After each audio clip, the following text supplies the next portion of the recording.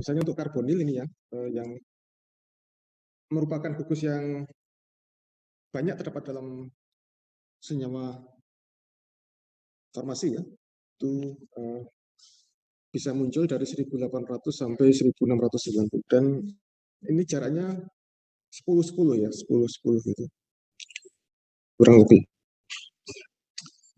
Kemudian ada juga yang bisa muncul di dua tempat ya, misalnya 1810 dan 1760, misalnya pada anhidrit.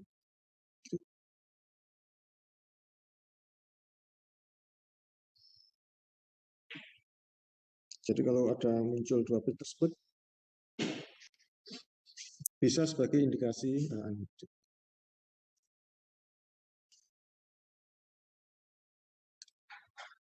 Ya, kemudian ini kenapa bisa muncul pada tempat yang berbeda? Ini bisa kita jelaskan dengan hukum Hooke ya kemarin, diasumsikan seperti pegas, ya. Semakin besar masanya, maka atau di sini mungkin K-nya ya, maka akan menyebabkan energi yang terlibat akan semakin berbeda. Demikian juga masanya seperti itu. Sehingga kenapa dia bisa muncul di beberapa tempat. Di sini juga terkait dengan K ya, ada ini ya, induktif, efek induktif gitu ya. Jadi kalau Anda ingat ya, induktif adalah gugus-gugus yang misalnya mampu mempengaruhi elektron-elektron yang terlibat dalam ikatan rangkap. Di sini misalnya Cl itu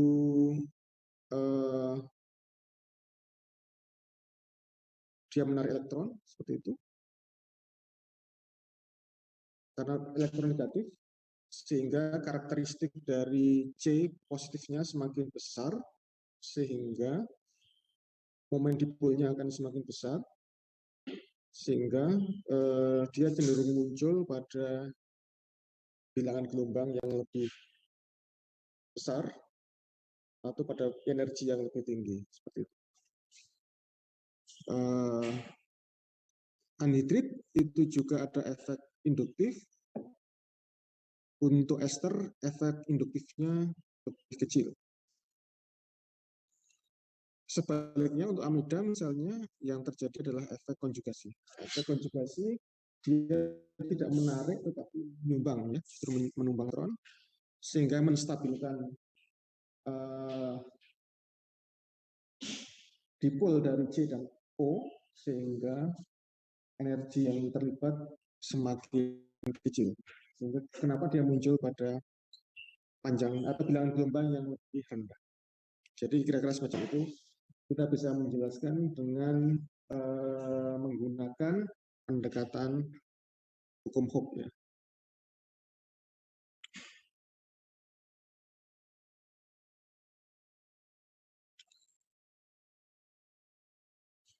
Kemudian berikutnya ada wilayah yang di mana muncul ikatan-ikatan rangkap seperti CC, CO, dan CN, CC, dan NO. Ini pada wilayah 1500 sampai 1550. Double bond ini umumnya lemah atau bahkan tidak terlihat. Nah, mungkin ini yang juga penting adalah bensen ya, CC rangkap untuk bensen. Jadi CC rangkap bisa yang bukan bensen, bisa untuk bensen. Untuk bensen ini pada muncul pada 1600 dan 1400.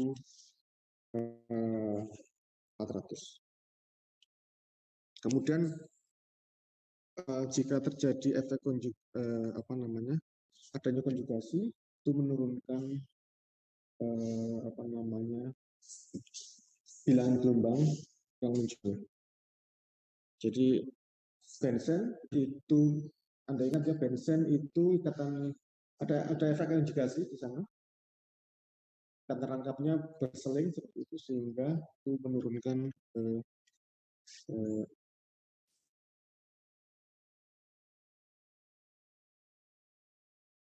menurunkan pilihan gelombang yang muncul.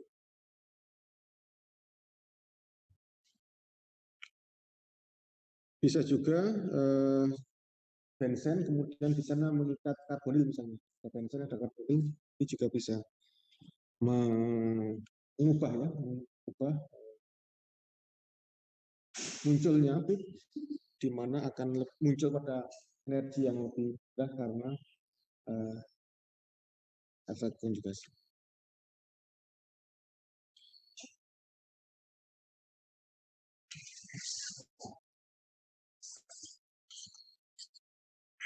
Ini contoh misalnya heksen, suatu bentuk alifaktik ya. Ada yang bocor ini? Ada yang kita tangkap satu? Ada satu kita tangkap ya? Kenapa ya? Itu ada yang harus dimulai. Enggak ada suara. Enggak. Mbak Nila? Mungkin dimut, tolong dimut ya. Oke.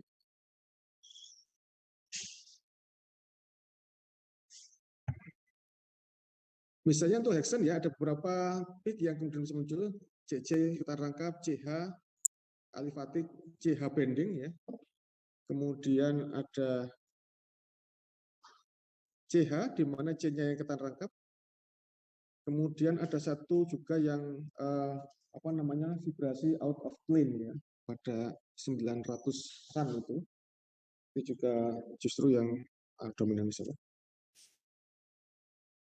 Kemudian yang paling ujung ya, sebenarnya ini masuk di wilayah sidik jari. Biasanya di situ tidak terlalu intens, kemudian juga lebih kompleks strukturnya. Tapi ada juga beberapa peak yang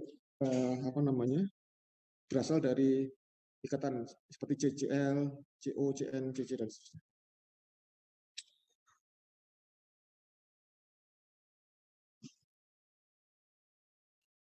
Nah, kemudian ini ingin saya sampaikan terkait karbon tetraklorida ya. Jadi kemarin sudah kita sampaikan bahwa preparasi sampel untuk IR itu dia bisa menggunakan pelarut, gitu ya. Misalnya untuk sampel tertentu menggunakan pelarut. Nah, pelarut itu bisa mempengaruhi spektra yang muncul, karena seperti untuk OH misalnya ya, jika OH tersebut menghasilkan atau dia berada pada lingkungan yang menghasilkan ikatan hidrogen misalnya, maka akan cenderung berbeda spektranya ketimbang misalnya dia tidak ada ikatan hidrogen. Nah, kemudian pelarut yang banyak digunakan dalam preparasi sampel IR itu kita namakan karbon tetraklorida. Jadi atas 1C kemudian diikat oleh tangannya 4 atom Cl ya. Kita lihat di sana sangat simetris ya. Sangat simetris, dan kalau kembali ke teori IR bahwa struktur yang simetris cenderung tidak berinteraksi dengan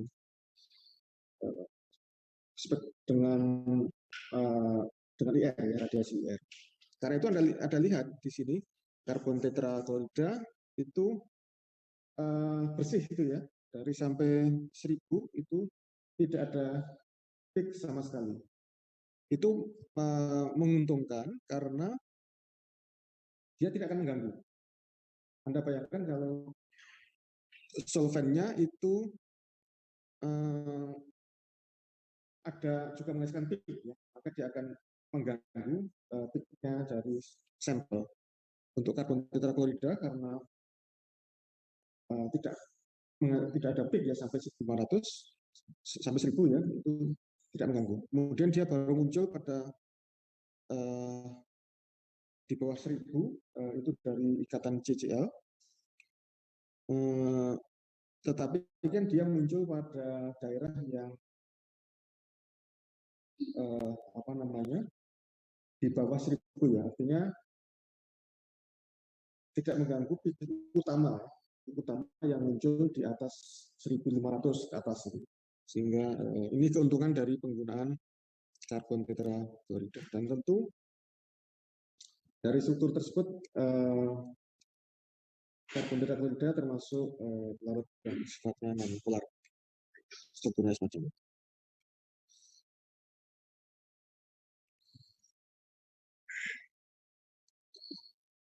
Baik, kemudian ini ada beberapa apa namanya istilahnya aturan-aturan umum ya yang bisa kita gunakan untuk menganalisis dari struktur IR ya. Di sini kita gunakan yang pertama dari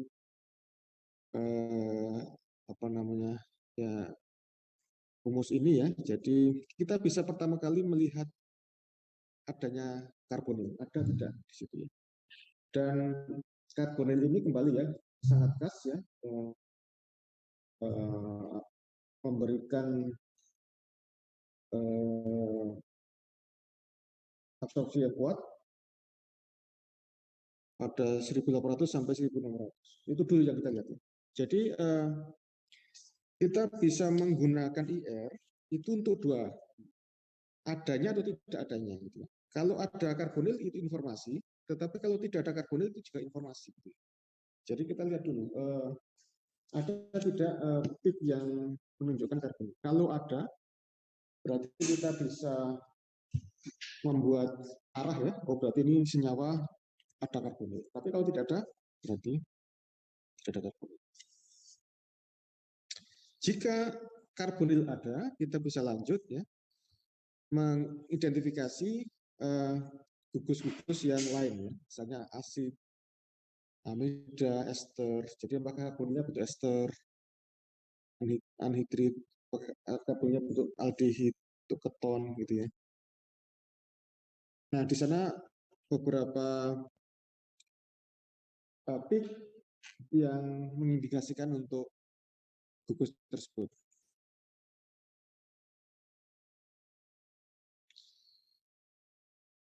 Jadi kalau asid itu ada peak yang melebar pada wilayah 3.500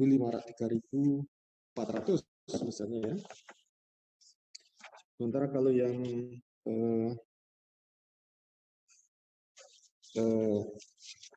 apa namanya amida misalnya 3.400. OH ya di sini. Jadi karbonil ada OH-nya tidak?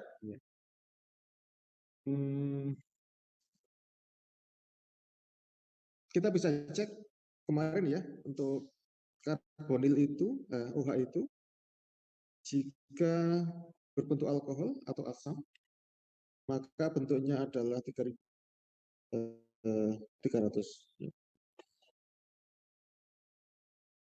Di sini berapa? 3.400 sampai 2.400 melebar ya, karena melebar. Karena ada pembentukan dari karbonil. Kemudian misalnya amida. Kemarin ya amida itu di depan ya 3.000 apa namanya?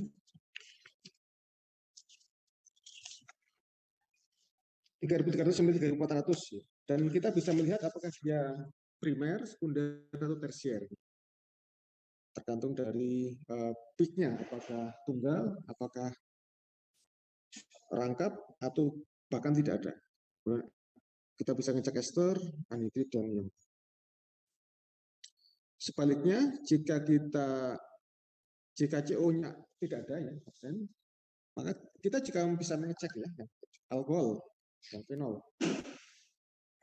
Sama ya untuk alfa itu mestinya adalah menghasilkan suatu peak yang melebar pada 3.400 sampai 3.300. Kemudian kita juga bisa mengecek adanya CO pada 3.300 dan amina juga bisa kita cek. Kemudian ether juga kita cek. Jadi OH di sana apakah karboksilat ya kalau bersama-sama dengan atau OH yang dari alkohol atau fenol.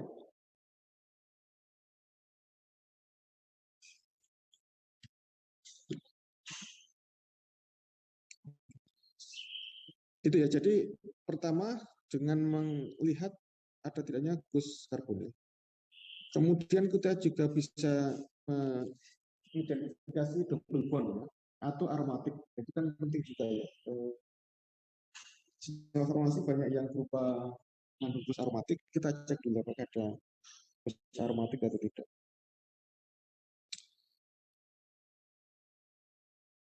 Ikatan rangkap CC misalnya muncul pada 1650. Kemudian CH kalau aromatik misalnya pada 3000, sebelah kiri 3000, kalau alifatik sebelah kanan dari 3000. Kita juga bisa mengecek ada tidaknya triple bond.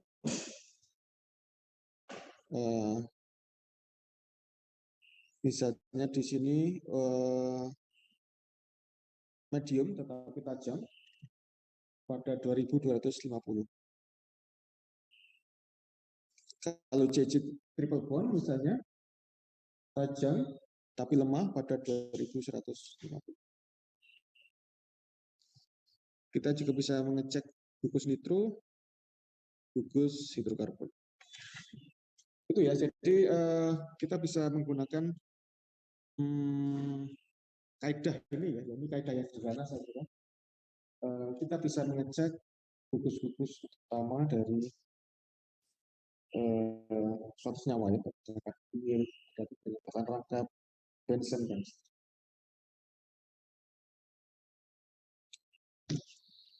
jadi kembali kalau kita lihat contoh di depan ya, yang dulu itu, berarti kita bisa menggunakan kaidah tersebut. Misalnya di sini ya, ada tidaknya karbonil ya, kemudian ada tidaknya bensen.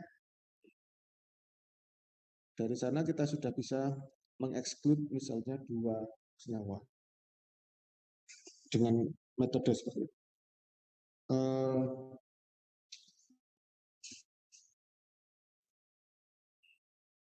Itu kita gunakan kalau kita misalnya ingin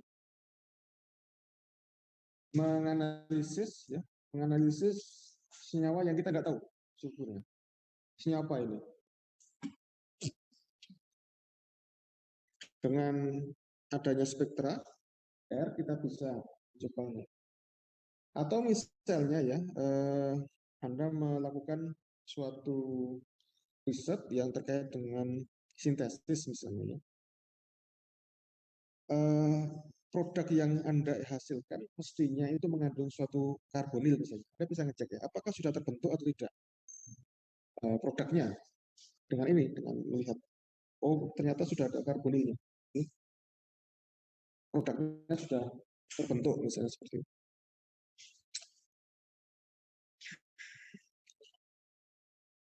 Jika Anda menggunakan IR untuk mengecek kebenaran senyawa misalnya, kita bisa menggunakan IR dengan cara mencocokkan ya.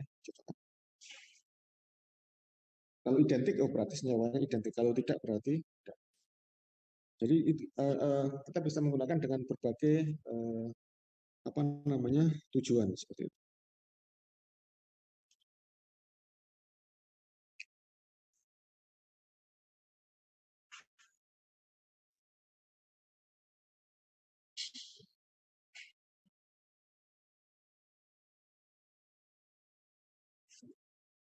Kemudian ini kita tunjukkan ya beberapa contoh dari spektra dan bagaimana kita melihatnya.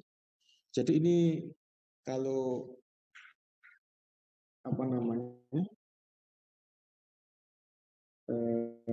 spektra IR itu yang kita lihat dan kita peroleh dari kira-kira semacam ini bentuknya, bentuknya seperti ini.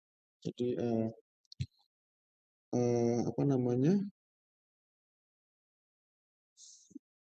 ini untuk gambaran kalau misalnya kita menggunakan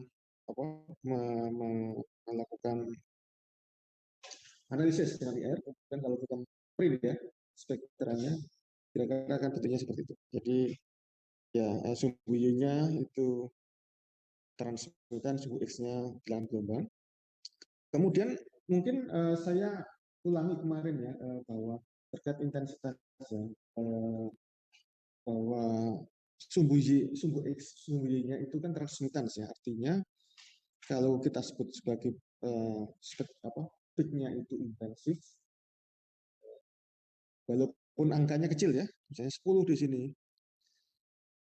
itu artinya itu absorpsinya kuat gitu ya, interaksinya kuat. Bilangannya jadi kecil memang karena satuannya itu adalah transmitan, persen transmitan. Artinya semakin kuat diserap oleh analit, artinya maka persen transmitannya akan kecil. Jadi sinar yang diteruskan kecil karena yang 90% itu diserap oleh senyawanya.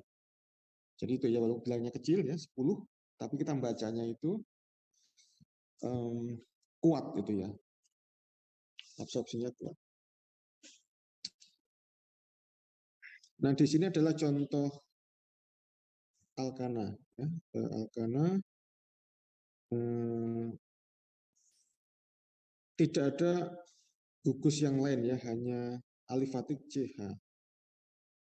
Nah di sini kemudian kita bisa lihat ya peak apa yang muncul dari senyawa tersebut. CH3, CH2 8 kali, CH3. Di sini ada 2 CH3 ya, dan CH3 yang tekuk ya. Kita mungkin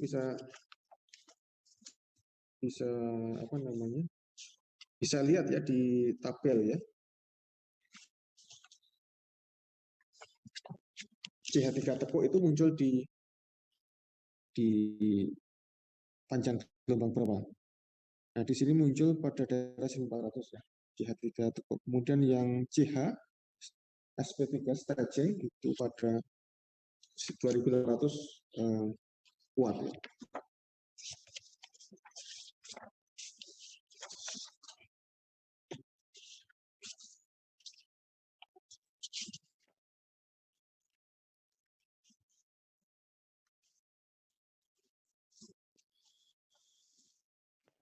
Nah, kita ingat ya untuk CH3 itu bisa muncul dengan berbagai kemungkinan ya.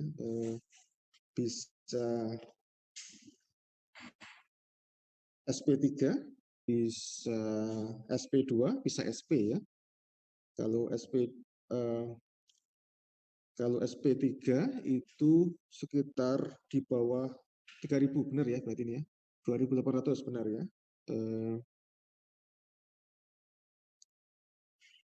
CH di bawah 3000, 2800 itu mengindikasikan SP3. Apa artinya SP3? Kalau SP3 berarti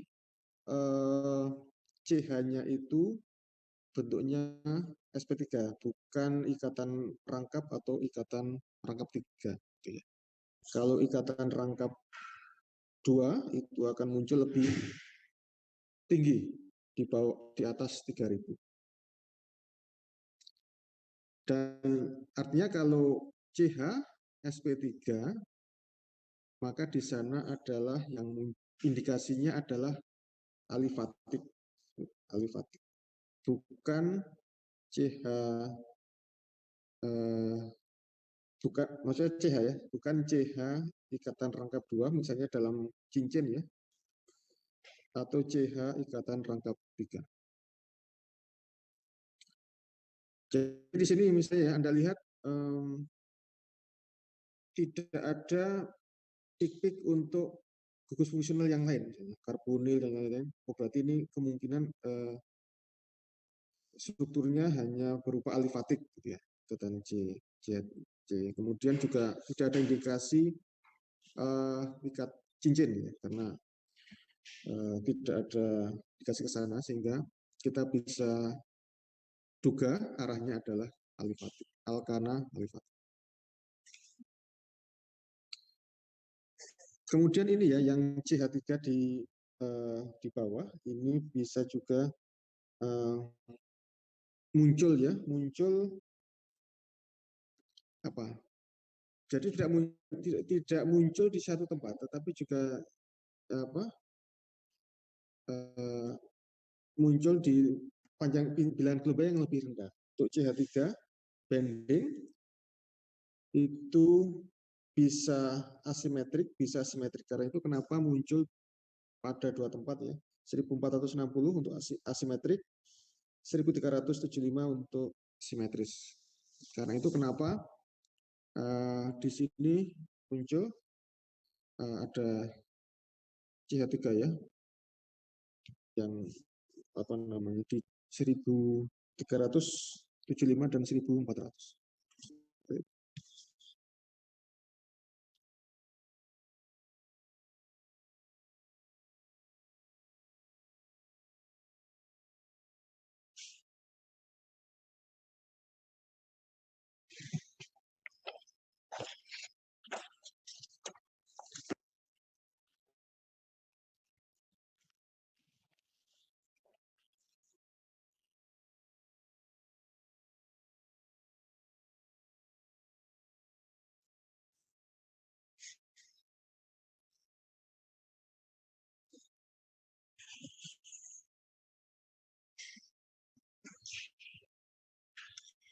Alkana yang berupa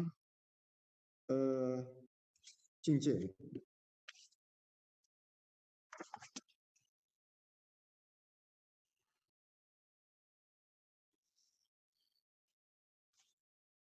Ini tidak ada kata rangkap di sini ya, jadi tetap sp3 sehingga tetap sama. Berbeda dengan sebelumnya, di sini tidak ada peak pada 1000 di berapa itu 700-an ya, 700-an itu indikasi untuk cincin yang panjang atau long chain band. Sementara kalau yang ini tidak muncul ya, no long chain band. Jadi tidak ada indikasi untuk panjang belum apa untuk alifatik ya, tapi cincin.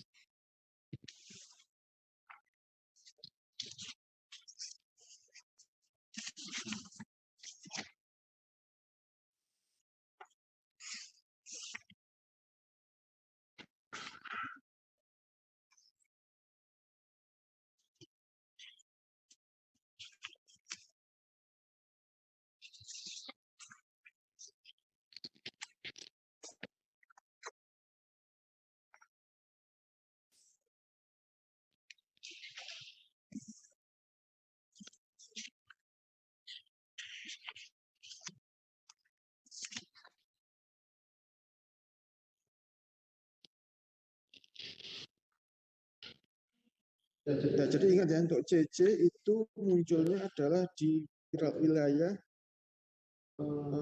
di bawah 1550. Jadi kalau misalnya ada peak yang tajam di sini di bawah 1550 ya. Tadi yang ini itu indikasi untuk adanya alifatik yang panjang. Sementara yang ini tidak, sehingga tidak muncul.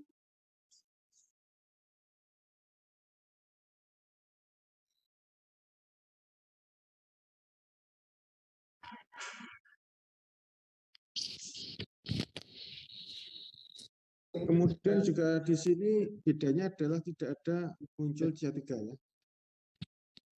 Karena strukturnya adalah seperti ini, sehingga yang muncul hanya CH2. Yang peak untuk CH3 tidak muncul.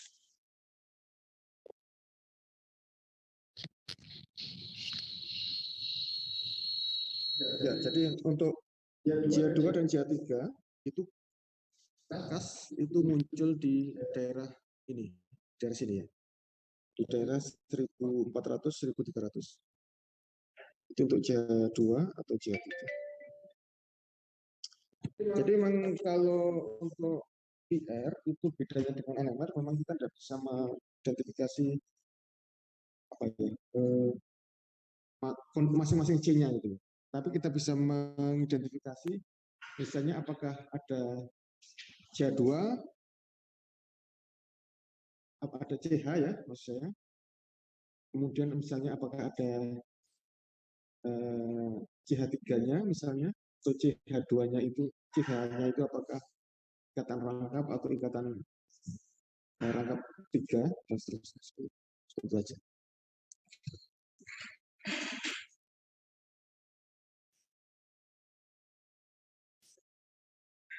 Nah, kalau alkena kemudian CH-nya itu sp2 ya, sehingga dia akan muncul pada panjang gelombang yang lebih rendah. Jadi misalnya ini ya, CH-nya muncul, tetapi dia muncul pada panjang gelombang yang lebih, bilangan gelombang yang lebih tinggi maksud saya, panjang gelombang yang lebih tinggi sp2. Karena ini C-nya itu CsP2, ada ikatan rangkap. ChSp3 tetap muncul karena di sini juga ada CH yang sp3, CH yang sp3, CH yang apa namanya tidak mengandung ikatan rangkap. Jadi kalau kita bandingkan misalnya di sini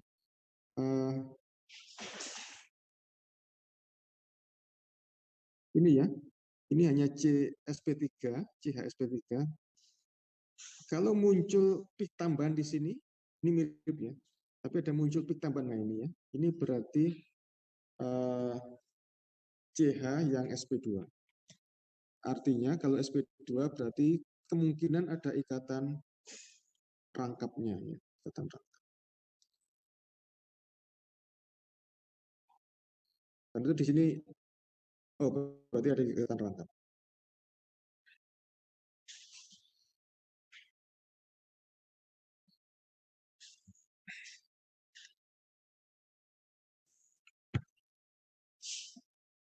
Kemudian ini bisa kita perkuat ya.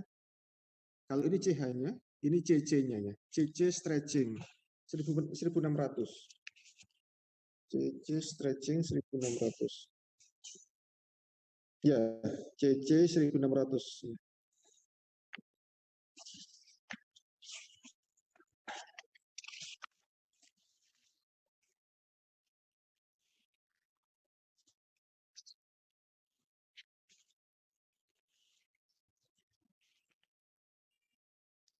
CC double bond pada 1650,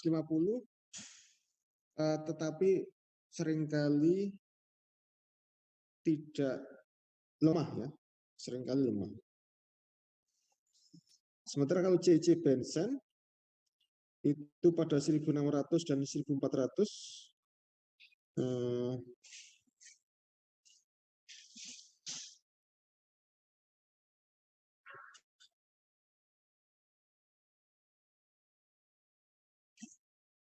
tempatnya sama ya.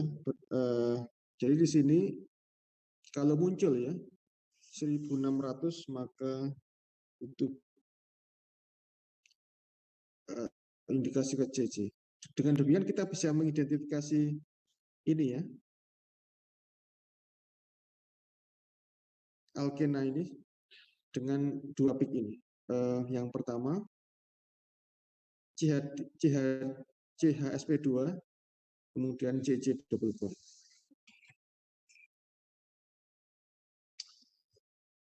Oke, mungkin saya tampilkan yang kemarin ya, itu bedanya sp2 dan sp3 ya. Bentar.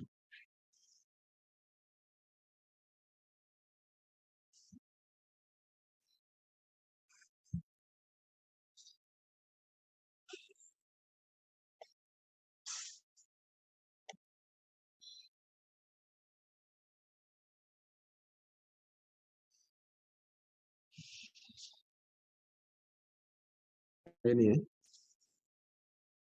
Nah ini, jadi CH itu bisa muncul dengan berbagai kemungkinan.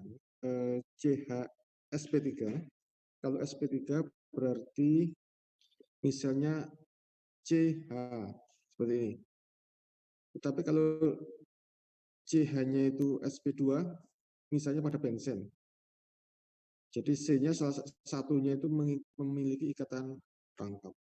Ikatan rangkap 3, maka SP. Jadi ini bisa muncul pada katakanlah 2.800 tadi, kemudian 3.100, 3.300. Jadi dia bisa muncul pada tempat yang berbeda, semakin ke kiri. Kenapa? Karena semakin ke kiri ikatannya semakin kuat ya. Jadi diperlukan energi yang lebih besar untuk melakukan vibrasi. Di sini disebut karakter S-nya semakin besar.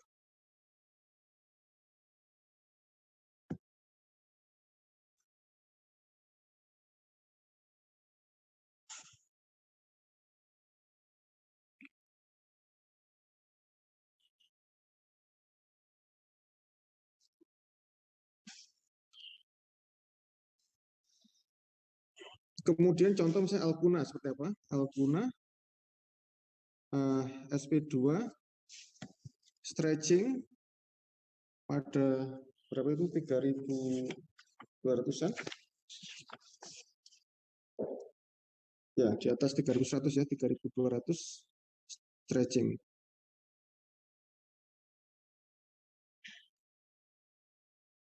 SP3 tetap muncul, tapi ada tambahan SP2 stretching untuk SP2CH2.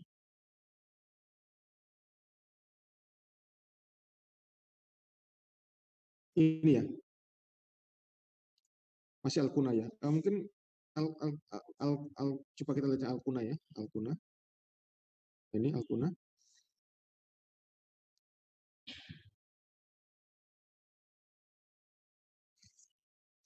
Ya, harusnya di sini ya. SP3, SP mas saya. Ya, ini CH3SP harusnya muncul pada 3.300.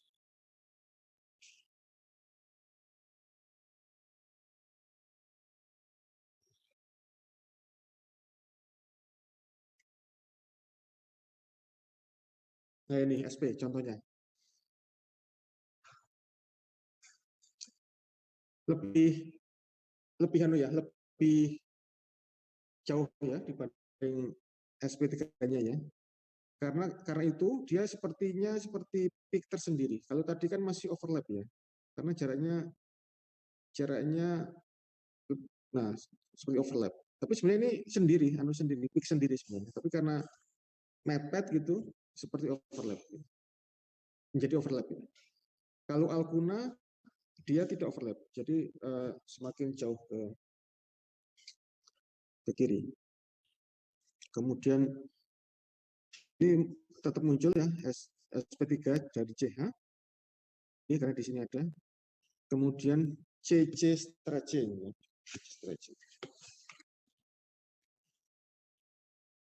CC triple bond stretching. Kalau karbon-karbon triple bond menghasilkan peak yang tajam tetapi lemah. Jadi kalau tajam maksudnya ini runcing seperti ini ya. Runcing tetapi lemah. Lemah maksudnya intensitasnya. Di sini di bawah 50% ya. Jadi kita golongkan lemah.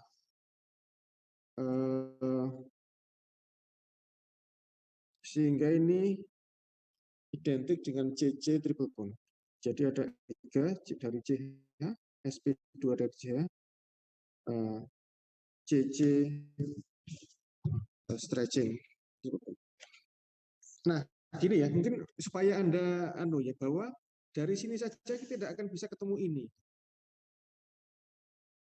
Jadi misalnya berapa panjang rantainya kita tidak tahu gitu ya. Itu harus dibantu dengan spektra yang lain. Jadi misalnya dengan massa. Dengan massa itu molekular massnya berapa? Massanya berapa? Kalau massanya berapa, kita tahu, oh berarti ini kira-kira nanti ada panjangnya berapa C-nya. Gitu.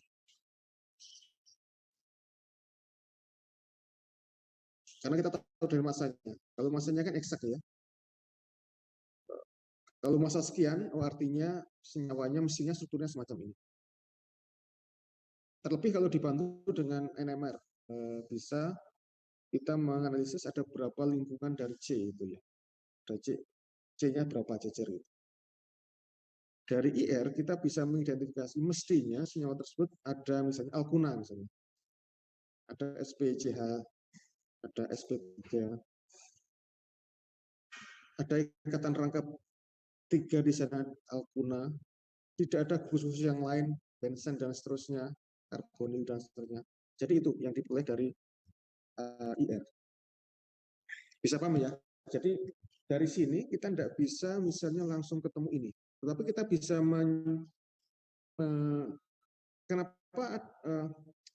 kenapa muncul atau kalau ada peak di sini ya, SP3, SPCH, mestinya senyawanya mengandung ini, C triple bond misalnya. Atau muncul peak di sini ya, C triple bond mestinya ada senyawanya mengandung ini. Jadi kalau saya berikan misalnya ya, untuk soal misalnya, senyawa ini, kemudian ada senyawa lain, ada bensen misalnya ya, oh pasti Anda pilih, oh mestinya bukan yang bensen, tapi mestinya yang ini. Kita bisa melakukan itu.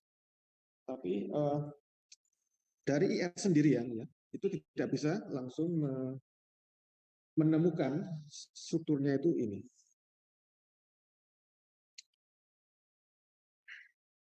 Gitu ya. Jadi tadi perbedaan alkana, alkuna, alkena ya. Kita bisa melihat dari CH-nya yang di depan ini apakah ada itu SP atau SP2 atau SP3. Kemudian bisa dibantu dengan khusus yang di bawahnya. Misalnya C triple bond, ini juga CAS. Kemudian C double bond tadi ya. Mana C double bond? Lemah tapi ya. Muncul lemah.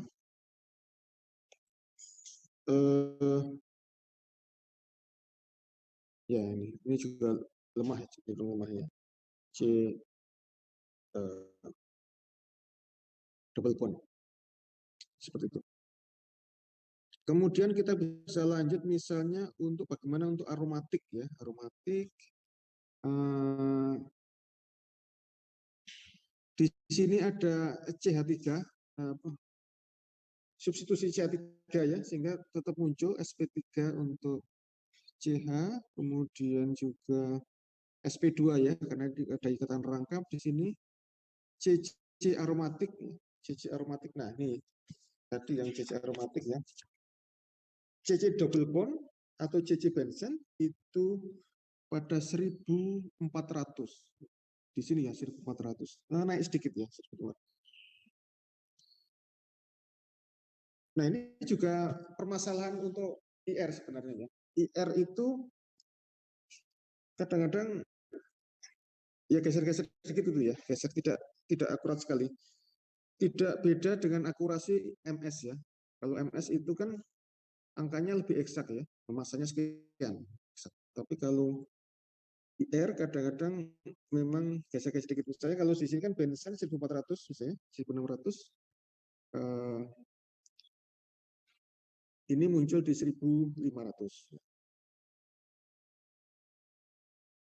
Jadi tidak kadang-kadang rentang gitu ya, tidak berapa tapi rentang. 1600 sampai 1400. Di sini muncul di daerah 1500.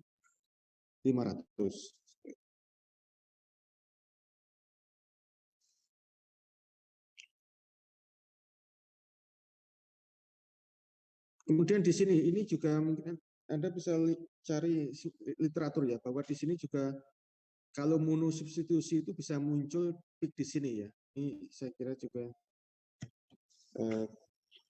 kalau yang dari Anu belum kita tampilkan ya sumbernya. Bahwa kita bisa mengetahui monosubstitusi itu kalau ada peak di daerah sekitar 700 ya. Monosubstitusi karena ini hanya satu metil ya.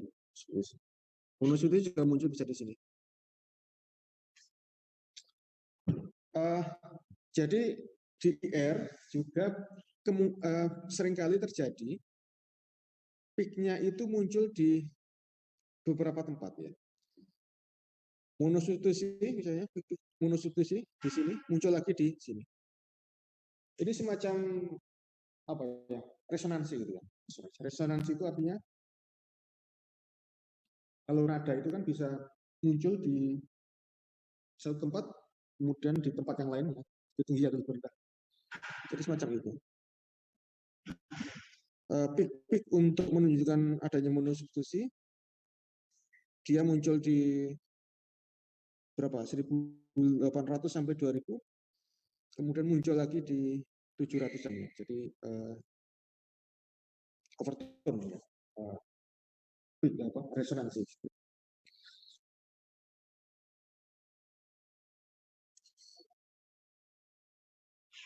Jadi kembali, kalau dengan IR saja kita belum bisa ya menentukan apakah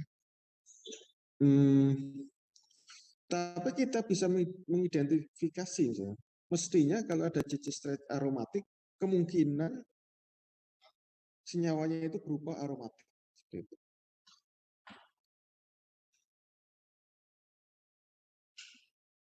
Masih ya aromatik, saya kira sama ini.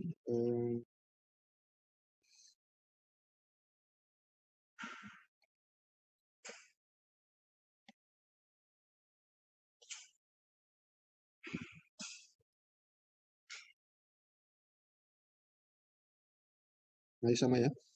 Jadi ada sp2, sp3, kemudian ada aromatik CC. Nah, sekarang alkohol. Alkohol relatif juga sangat khas ya. Ini depan kalau alkohol. Ada OH stretching yang bentuknya melebar di sekitar 3000 ya.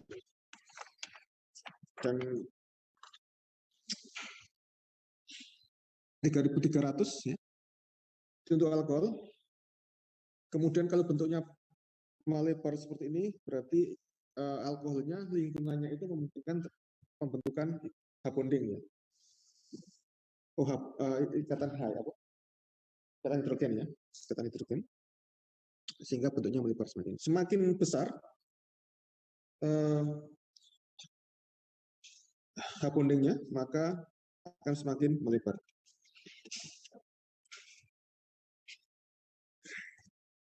Jadi ini masih alifatik ya, karena itu yang lain sama, ada CH3, sp3c, H itu masih muncul. Ketambahan ini ya, ketambahan di depan ada melebar seperti ini. Oh berarti kemungkinan senyawa alkohol, alifatik alkohol. Seperti itu. Kukus-kukus yang lain tidak muncul, benzen dan seterusnya, karbon tidak ada, berarti kemungkinan senyawa alifatik ada alkohol. Kemudian ini untuk yang menunjukkan alifatik panjang, tetapi kalau kita lihat ya, ini dibandingkan sebelumnya tidak terlalu intensif. Yang pertama tadi.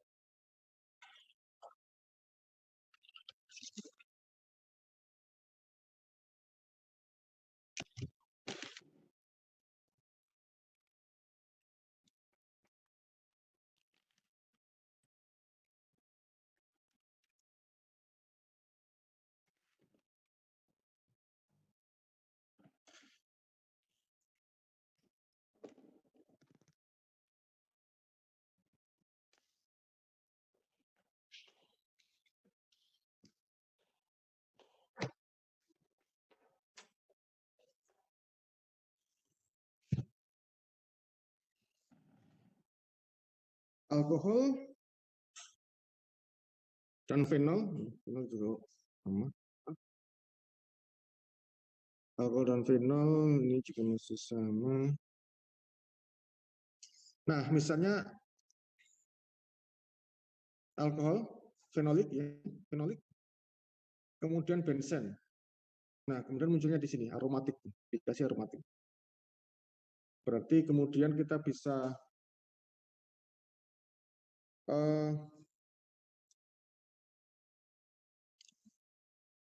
menyimpulkan ya, senyawanya bukan alifatik tapi aromatik.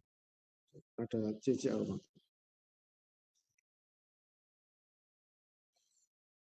Kemudian substitusinya para. substitusi para.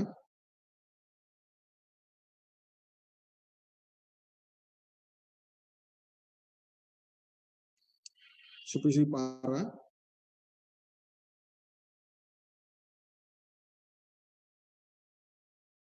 Substitusi orto. Anda bisa bandingkan nanti ya, apa bedanya orto dan para ya. Tempatnya hampir sama. Jadi sebenarnya apa gimana ya?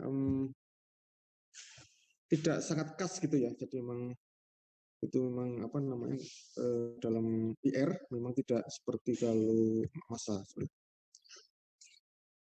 Misalnya orto dan para kan juga meta ya, para itu juga muncul di tempat yang sama sebenarnya.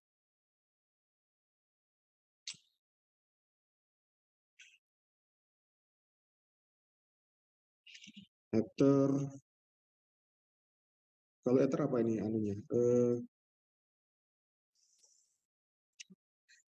CO ya, ikatan CO yang indikasi ke ether ya.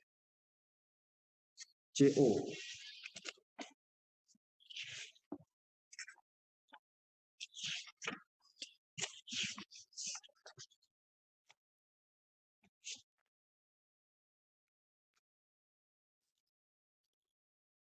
Ikatan CO di bawah 1500 ya, di bawah 1500 CO 1300 sampai 1000.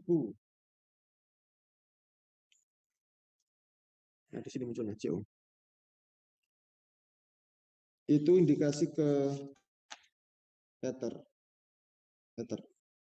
CO.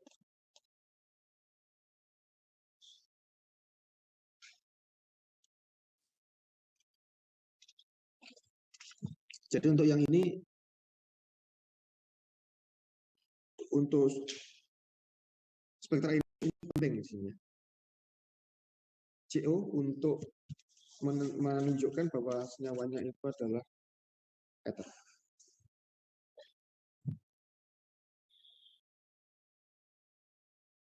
Masih ether ya, CO.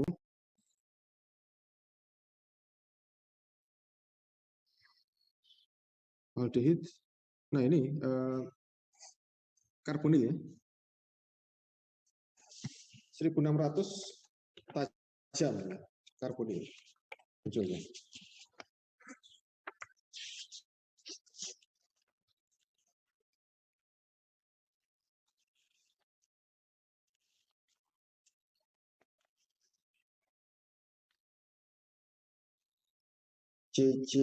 CO karbonil ya. 1700-an.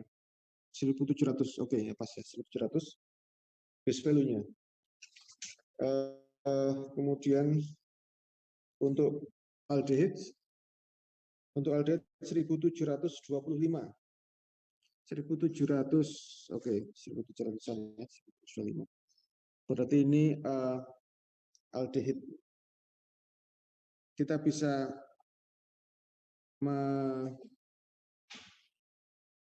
mengkonfirmasi ya adanya karbonil jenis aldehid. Kemudian aldehid juga diperkuat ya dengan CH aldehid di sini.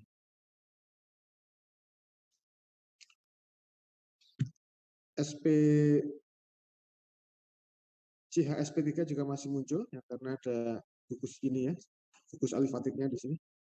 Kemudian CO ini juga overtone. Tadi ya saya seperti apa namanya? Resonansi ya, tetapi dia tidak sekuat ya, tidak sekuat asalnya ya. Muncul pada jarak berapa nih? 1700 ke 3600 tetapi tenistasnya lebih. Ya, jadi overtone dari CO itu muncul pada 3500 atau 3400 ya. Jadi kalau Anda menemukan peak CO kemudian muncul peak kecil di depan ya 3500 itu artinya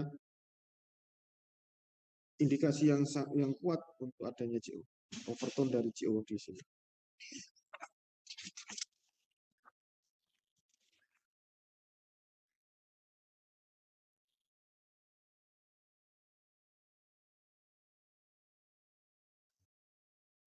keton, asam karboksilat.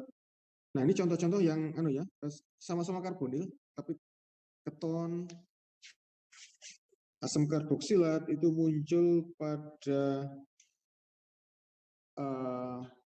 agak bergeser-geser gitu ya. Keton misalnya ini berapa ini? 1700 ya. 1700, mestinya 1715. Kalau tadi 1700. Karena itu kalau kita lihat ini grafiknya lebih dibuat rengket gitu ya. Skalanya itu berguna nanti kalau kita ingin melihat lebih teliti ya.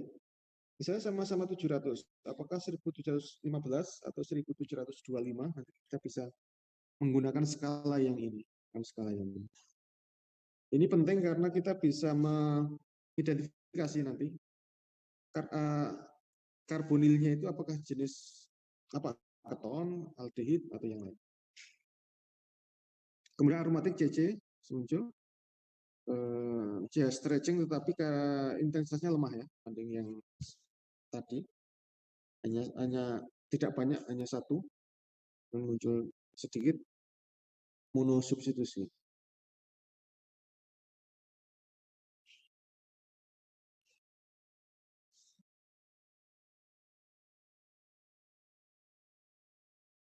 Asam karboksilat ya, ini selain CO karboksilat bisa ditambah ini ya, OH stretching di depan ini, melebar seperti ini. Oh, berarti ini kas asam karboksilat. Jadi kalau Anda nemu ya, muncul CO, muncul OH yang broding, yang bulat semacam ini, oh ini kemungkinan karboksilat. Jadi Anda bisa mengenali ya pola-pola yang khas gitu ya. Secara cepat kita bisa mengarahkan kemana. Kira-kira ini ada CO, ada OH, ada CO misalnya. Ini berarti karboksilat. Ester. Kalau amida ini ya di depan ini ya. Amida itu kasnya di depan. Jadi kalau ada peak di depan seperti ini juga tempat untuk amida. Dan kemarin ya sudah kita diskusikan ya, amida itu bisa muncul dengan beberapa kemungkinan. Apakah puncaknya tunggal atau puncaknya rangkap dua, atau tidak ada.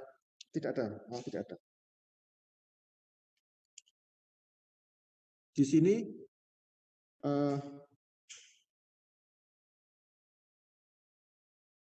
amina primer ya, mengikat 2H sehingga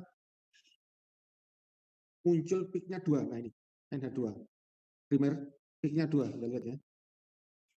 Ini gas ya, peaknya 2. Kita bandingkan misalnya ini sekunder ya, peaknya hanya 1.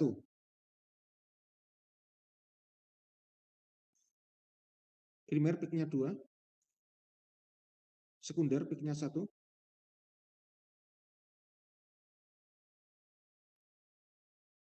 Kalau yang tersier tidak muncul, di sini tidak ditampilkan contohnya. Jadi gitu ya, dari spektra ini Anda bisa coba untuk mengidentifikasi sebanyak mungkin ya indikasinya. Misalnya ada tidaknya karbonil tadi, ada tidaknya benzen, oh ini ada C rangkap 2, dan seterusnya. Kita berusaha sebanyak mungkin mengumpulkan informasi dari IR seperti itu. Sehingga nanti bisa digabung dengan informasi yang lain, kita ketemu strukturnya.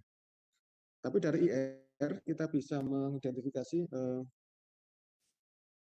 gugus-gugus tertentu gitu ya, yang mestinya dimiliki oleh senyawa tersebut.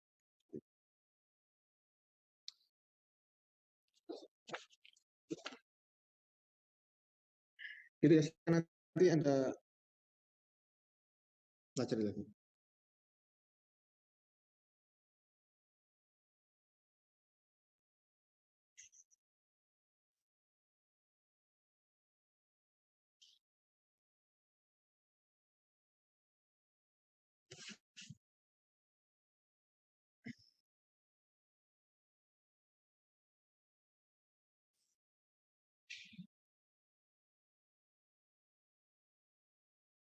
Mungkin itu ya. Minggu depan kita bisa, kalau masih ada pertanyaan, bisa kita diskusikan minggu depan untuk IR. Setelah itu kita bisa masuk ke MS ya.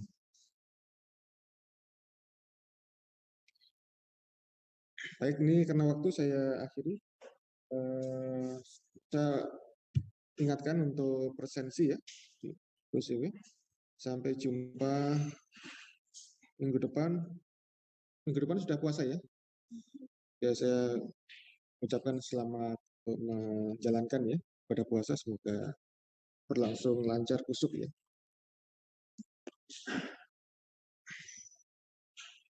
Saya akhiri, wassalamualaikum warahmatullahi wabarakatuh.